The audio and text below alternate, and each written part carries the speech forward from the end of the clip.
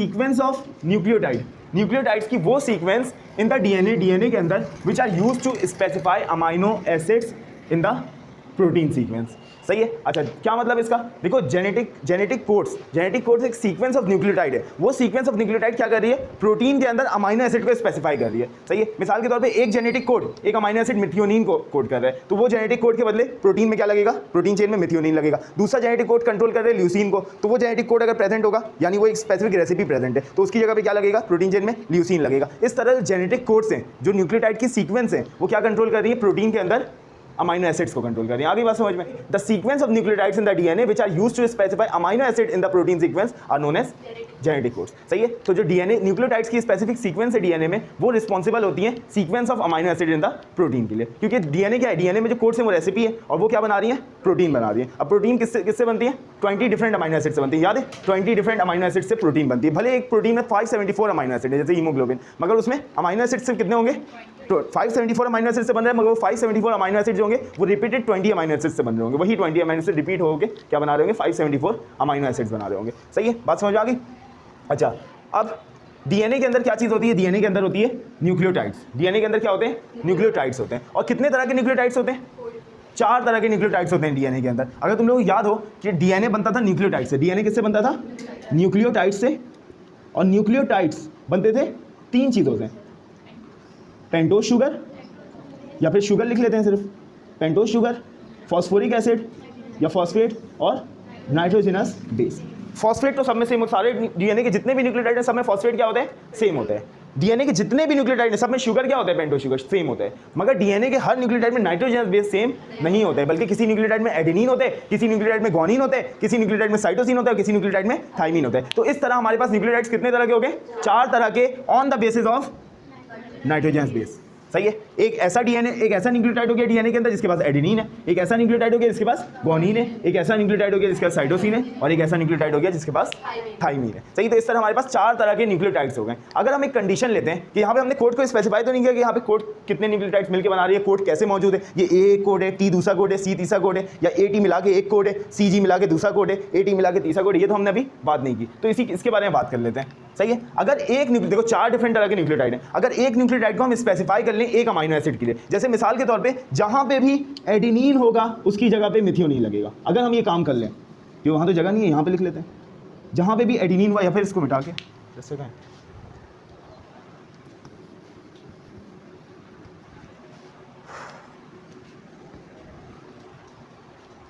अगर हम ये स्पेसिफाई कर लें कि जहां पे भी एडेनिन होगा तो एडेनिन की जगह क्या लगेगा? मिथियोनिन लगेगा। जहां पे भी थाइमीन होगा तो थाइमीन की जगह लगेगा लाइसिन। जहां पे भी अमाइनो एसिड के नाम याद करने की जरूरत नहीं है। सही। एग्जांपल दे रहा हूं सिर्फ, इसको लिख मत लेना इसको। सही है। जहां पे भी गुआनिन होगा उसकी जगह अर्जिनिन लगा हुआ होगा। अगर हम ये अज्यूम कर लें, वैसे ये गलत है, मगर अगर ये हम अज्यूम कर लें, और जहां पे भी साइटोसिन लगा हुआ होगा वहां पे वो किसको स्पेसिफाई कर रहा होगा? वो स्पेसिफाई कर रहा होगा प्रोलीन को, मिसाल के तौर पर एक अमाइनो एसिड है। सही है। तो इस तरह हमारे पास 4 न्यूक्लियोटाइड कितने अमाइनो एसिड को स्पेसिफाई करें? 4। मगर मिसाल के तौर पे एक प्रोटीन की चेन है, उसमें 21 अमाइनो एसिड है, और एक अमाइनो एसिड उसमें मौजूद है फिनाइल एलानिन। तो फिनाइल एलानिन को स्पेसिफाई करने के लिए कौन सा न्यूक्लियोटाइड होगा? एडेनिन तो मिथियोनिन को कर रहे हैं, थाइमिन लाइसिन को कर रहे हैं, गुआनिन अर्जिनिन को कर रहे हैं, साइटोसिन प्रोलीन। तो हम किसी और अमाइनो एसिड को स्पेसिफाई कर नहीं सकते। प्रोलीन को कैसे, उसको फिनाइल एलानिन को कैसे करेंगे? टायरोसिन को कैसे करेंगे? ट्रिप्टोफैन को कैसे करेंगे? हिस्टिडीन को कैसे करेंगे? इन सब अमाइनो एसिड को कैसे करेंगे स्पेसिफाई? नहीं कर सकते। पूरे 20 अमाइनो एसिड को स्पेसिफाई करने वाला हमें कोड चाहिए होगा। तो मतलब एक न्यूक्लियोटाइड कोड नहीं बना सकता। कोड्स में एक से ज़्यादा न्यूक्लियोटाइड होने चाहिए, क्योंकि हमें 20 अमाइनो एसिड्स के लिए अलग अलग कोड चाहिए। सही है। 20। तो there are total 4 nucleotides, so it can only specify 4 amino acid and we have 20 of different amino acids. तो हमें कितने कोड चाहिए? इतने कोड चाहिए कि वो 20 अमाइनो एसिड बना सके। अगर एक न्यूक्लियोटाइड एक कोड बनाएगा, एक न्यूक्लियोटाइड एक अमाइनो एसिड को स्पेसिफाई करेगा, तो ऐसा नहीं हो सकता। नहीं हो सकता ना?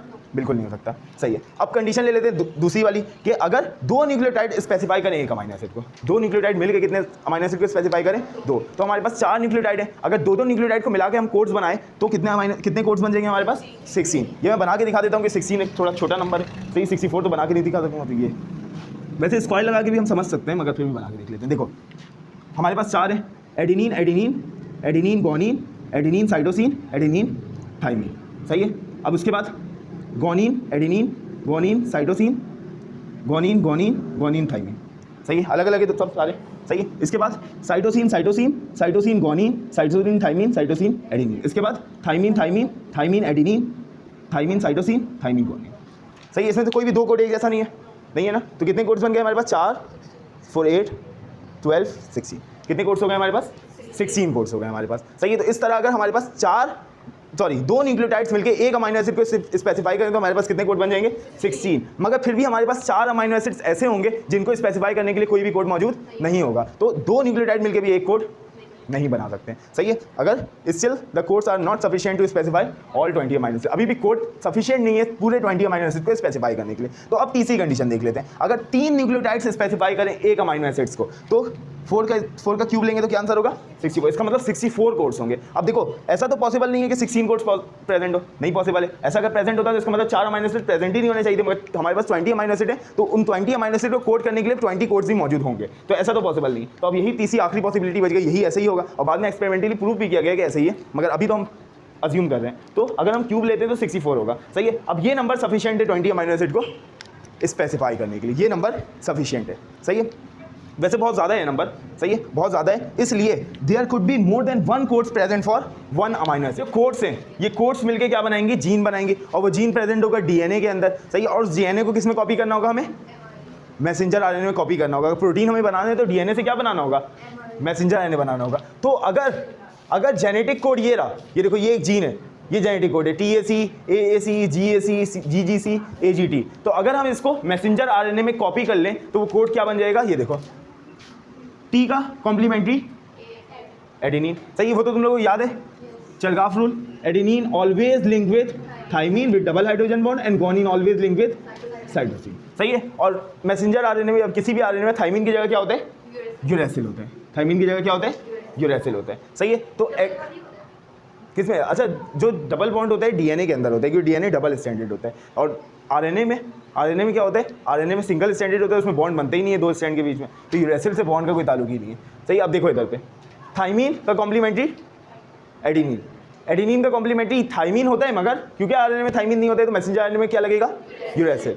साइटोसिन का कॉम्प्लीमेंट्री गुआनिन, तो TAC का AUG। इस तरह ये जो कोड है इसका कॉम्प्लीमेंट्री ये रहा, ये जो कोड है इसका कॉम्प्लीमेंट्री ये रहा, ये जो कोड है इसका कॉम्प्लीमेंट्री ये रहा, ये जो कोड है इसका कॉम्प्लीमेंट्री ये रहा। अगर ये कोड स्पेसिफिकली बिल्कुल सेम टू सेम कॉपी हो जाता तो हमें कोड, हम कहते थे कि डीएनए में भी कोड प्रेजेंट होता है और मैसेंजर आरएनए में क्या प्रेजेंट होता है, कोड प्रेजेंट होता है। मगर हम ये देख रहे हैं कि कोड मैसेंजर आरएनए कॉपी होने के बाद चेंज हो गया, थोड़ा सा चेंज, का मतलब चेंज नहीं हुआ मगर कोड क्या हो गया, चेंज हो गया। मतलब सेम है अभी भी मगर कोड चेंज हो गया, इसलिए अब हमें कुछ और नाम देना होगा। तो कोड जब कॉपी हो जाए मैसेंजर आरएनए में तो हम इसको क्या कहते हैं, कोडॉन्स कहते हैं। क्या कहते हैं, कोडॉन्स। सही है, तो याद रखना डीएनए के अंदर प्रेजेंट होते हैं कोड्स, डीएनए के अंदर इंफॉर्मेशन किस फॉर्म में होती है, कोड्स की फॉर्म में होती है, और मैसेंजर आरएनए के अंदर इंफॉर्मेशन किस फॉर्म में होती है, मैसेंजर आरएनए के अंदर इंफॉर्मेशन होती है कोडॉन्स की फॉर्म में। याद रखना इस बात को। सही है, हमने देखा था कि डीएनए में इंफॉर्मेशन मौजूद थी और डीएनए था न्यूक्लियस के अंदर, वो कॉपी हो रहा था मैसेंजर आरएनए में और वो साइटोप्लाज्म में आ रहा था। तो जब तक इंफॉर्मेशन डीएनए के अंदर है उसको हम क्या कहेंगे,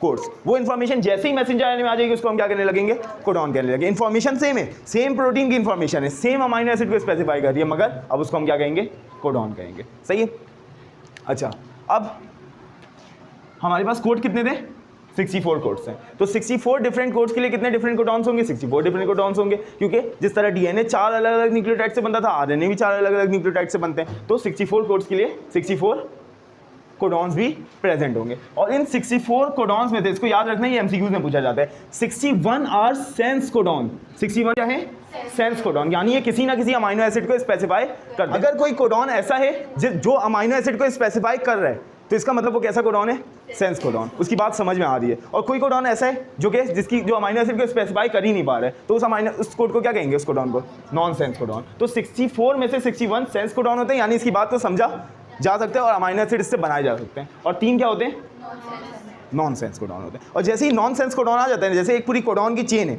सही है, 3 कोडॉन को देखा, एक अमाइनो एसिड लगा दिया प्रोटीन में, फिर 3 कोडॉन को देखा, सॉरी 3 न्यूक्लियोटाइड, एक कोडॉन है, एक कोडॉन को देखा, एक अमाइनो एसिड लगा दिया, दूसरे कोडॉन को देखा, दूसरा अमाइनो एसिड लगा दिया, तीसरे कोडॉन को देखा, तीसरा अमाइनो एसिड लगा दिया। मगर जो नॉन सेंस कोडॉन होता है इतना मनूस होता है कि जैसे ही आता है वैसे ही प्रोटीन सिंथेसिस क्या हो जाती है, स्टॉप हो जाती है। राइबोसोम को गुस्सा आ जाता है, राइबोसोम बोलता है ये कैसा कोडॉन आ गया, तो प्रोटीन सिंथेसिस को क्या कर देते हैं, स्टॉप कर देते हैं। इसीलिए जो नॉन सेंस कोडॉन है इसको हम क्या कहते हैं, स्टॉप कोडॉन कहते हैं। सही है, स्टॉप कोडॉन कहते हैं। अच्छा, ये जो 61 सेंस कोडॉन है, इन 61 सेंस कोडॉन में कोई ना कोई ऐसा कोडॉन होगा जिससे प्रोटीन सिंथेसिस क्या हो रही होगी, स्टार्ट हो रही होगी। उसको हम क्या कहते हैं, उस कोडॉन को हम क्या कहते हैं, स्टार्ट कोडॉन। तो ऐसा कोडॉन जिससे प्रोटीन सिंथेसिस स्टार्ट हो रही है उसको हम क्या कहते हैं? Start codon. और स्टार्ट कोडॉन हमारे पास फिक्स होता है, सही है। हर मैसेंजर आरएनए में स्टार्ट कोडॉन सेम होता है। वो क्या होता है?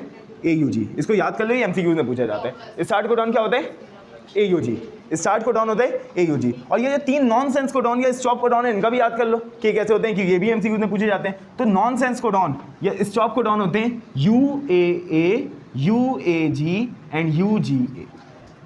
बस ये तुम लोग को 4 कोडॉन्स याद करने हैं, बाकी कोई कोडॉन याद नहीं करने। हाँ, 64 कोडॉन्स में से 4 कोडॉन्स याद रख करने हैं। 3 नॉनसेंस या फिर stop codon UAA, UAG and UGA, और एक start codon AUG।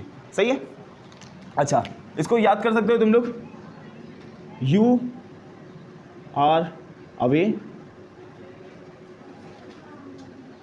You are gone, you gone away.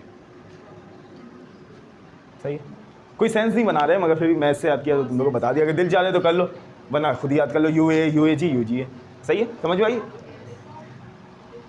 अच्छा, अब एक चीज़ तुम लोग को और याद करना है। देखो, कोडॉन 64 थे। 64 कोडॉन्स में से 61 सेंस कोडॉन थे और 3 नॉन सेंस या फिर स्टॉप कोडॉन थे। वो स्टॉप कोडॉन्स कौन से थे? UAA, UAG and UGA। सही है। अच्छा, और जो 61 कोडॉन से जो अमाइनो एसिड को कोट कर रहे हैं, उनमें से एक कोडॉन क्या है?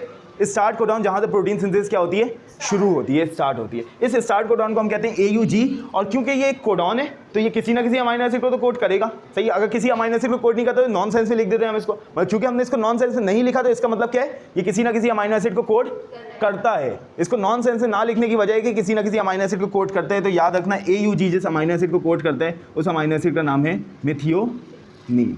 बस ये अमाइनो एसिड का नाम याद रख लो, मिथियोनीन। सही। अब देखते हैं properties of genetic code. Genetic code की कुछ प्रॉपर्टीज हैं। Genetic codes are redundant. Genetic codes क्या होते हैं? रिडंडेंट होते हैं। इस रिडंडेंट को हम कह सकते हैं genetic codes are regenerate. Genetic code regenerate होते हैं।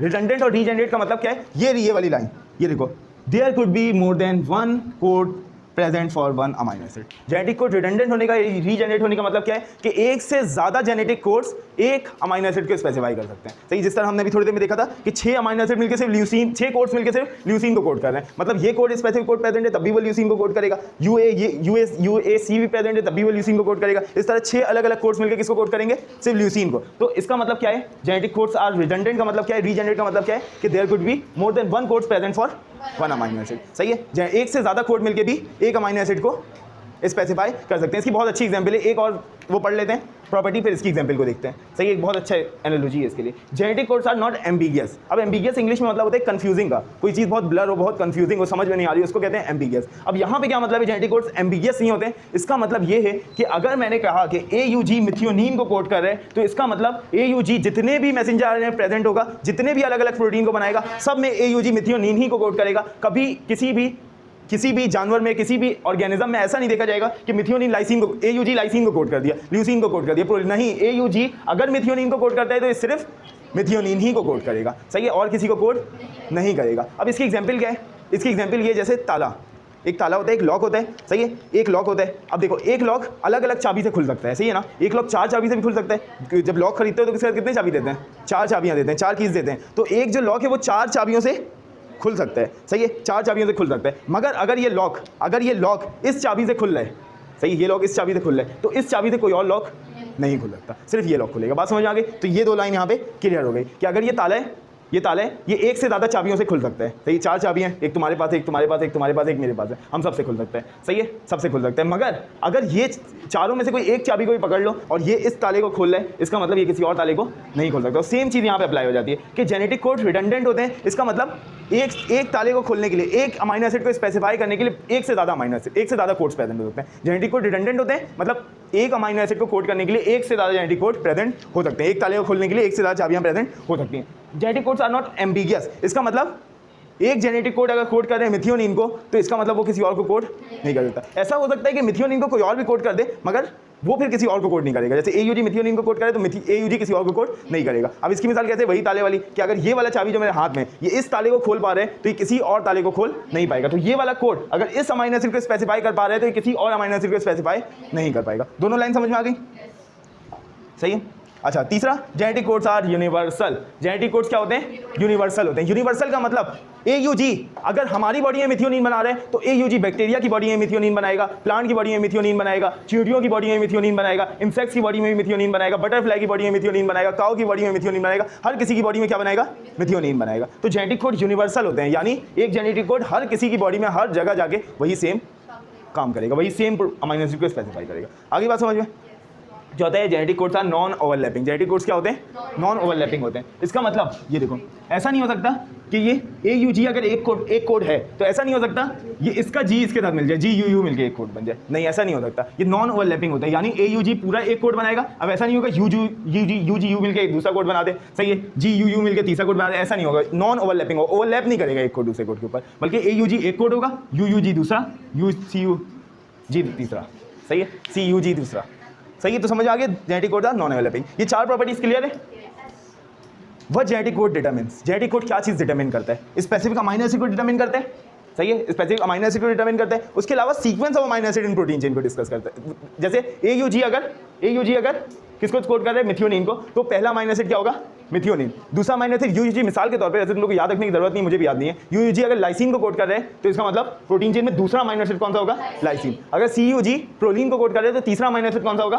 प्रोलीन होगा। तो जानी बात, तो सीक्वेंस ऑफ अमीनो एसिड को भी जेनेटिक कोड डिटरमिन करता है। सही, तो पहली चीज स्पेसिफिक अमीनो एसिड को डिटरमिन करता है, दूसरा सीक्वेंस ऑफ प्रोटीन चेन को डिस्कस करता है, तीसरा लेंथ ऑफ प्रोटीन चेन को भी वो करता है। जैसे मिसाल के तौर पे अगर जेनेटिक कोड के बीच में या जेनेटिक कोडॉन्स के बीच में कोई एक नॉन सेंस कोडॉन आ गया, वहां प्रोटीन सिंथेसिस क्या हो जाएगी? स्टॉप हो जाएगी। तो वो जो एक पूरा कोड था जेनेटिक कोड, वो क्या डिटरमिन कर रहा था? वो लेंथ डिटरमिन कर रहा था, यानी उसने 64 कोड्स के बाद एक रख दिया नॉन सेंस कोड। इसका मतलब अमीनो एसिड कितने होंगे? 64 होंगे। आगे बात समझ में? इसका मतलब लेंथ को भी डिटरमिन करता है जेनेटिक कोड, सही है। देखो अब हमें पता है कि DNA से क्या बनता है? मैसेंजर RNA बनता है, और मैसेंजर RNA से क्या चीज़ बनती है? प्रोटीन बनता है, सही। मैसेंजर RNA से प्रोटीन बनती है। अब देखो DNA में जो प्रोटीन की इन्फॉर्मेशन होती है वो किस फॉर्म में होती है? कोड्स की फॉर्म में, यानी TAC, CCA, CCC, TTT, ATT, सही है। अच्छा, ये कोड्स कॉपी हो जाते हैं मैसेंजर RNA में in the form of codons. Codons जैसे कि TAC का कॉम्प्लीमेंट्री AUG, CCA का GGU, CCC का GGG, TTT का AA और ATT का UAA, सही है। ये कोडॉन्स बन के मैसेंजर RNA। अब हमें पता है कि इस मैसेंजर RNA में कोडॉन्स को पढ़ के क्या बनाया जाता है? प्रोटीन बनाया जाता है। अब इस मैसेंजर RNA में AUG है तो उसका प्रोटीन कौन सा होगा? उसका अमीनो एसिड कौन सा होगा? मिथियोनिन। GGU है तो उसका ग्लाइसिन, GGG है उसका भी ग्लाइसिन, AAA उसका लाइसिन, और ये सारे सेंस कोडॉन थे तो उसकी जगह कोई ना कोई अमीनो एसिड लग रहा था। ये आ गया हमारे पास UAA, एक नॉन सेंस या फिर स्टॉप कोडॉन, इसकी जगह कोई भी अमीनो एसिड नहीं लगेगा, और ये प्रोटीन चेन क्या हो गई? मुकम्मल हो गई। ये प्रोटीन चेन कितने अमीनो एसिड पर मुश्तमिल है? 4 अमीनो एसिड पर मुश्तमिल है। अब देखो, अब ये genetic code determine specific amino acid, यानी AUG एक स्पेसिफिक अमीनो एसिड को डिटरमिन कर रहे हैं, GGU एक स्पेसिफिक अमीनो एसिड को डिटरमिन कर रहे हैं, GGG एक और स्पेसिफिक अमीनो एसिड को वो कर रहे हैं स्पेसिफाई, और AAA एक और स्पेसिफिक अमीनो एसिड को स्पेसिफाई कर रहे हैं। Sequence of amino acid in protein chain, देखो जेनेटिक कोड जिस सीक्वेंस में, उसी सीक्वेंस में जेनेटिक कोडॉन्स होंगे और उसी सीक्वेंस में प्रोटीन होंगे। अगर जेनेटिक कोड में CCC TTT की जगह लगा होता, TTT CCC की जगह लगा होता, तो इसका मतलब कोडॉन में AAA GGG की जगह लगा होता, GGG AAA की जगह लगा होता, और प्रोटीन में लाइसिन ग्लाइसिन की जगह लगा होता, ग्लाइसिन लाइसिन की जगह लगा होता, ऐसे ही होता। तो इसका मतलब सीक्वेंस को भी कौन डिटरमिन कर रहा है? जेनेटिक कोड डिटरमिन कर रहे हैं ना? बिल्कुल कर रहे हैं। तो ये भी हो गया, स्पेसिफिक अमीनो एसिड को भी डिटरमिन कर रहे हैं जेनेटिक कोड, सही है। जेनेटिक कोड ही कोडॉन बना रहे हो, कोडॉन ही अमीनो एसिड बना रहे, तो अल्टीमेटली कौन रिस्पॉन्सिबल है प्रोटीन के लिए, अमीनो एसिड के लिए? कोड्स। उसके अलावा सीक्वेंस भी डिटरमिन कर रहे हैं।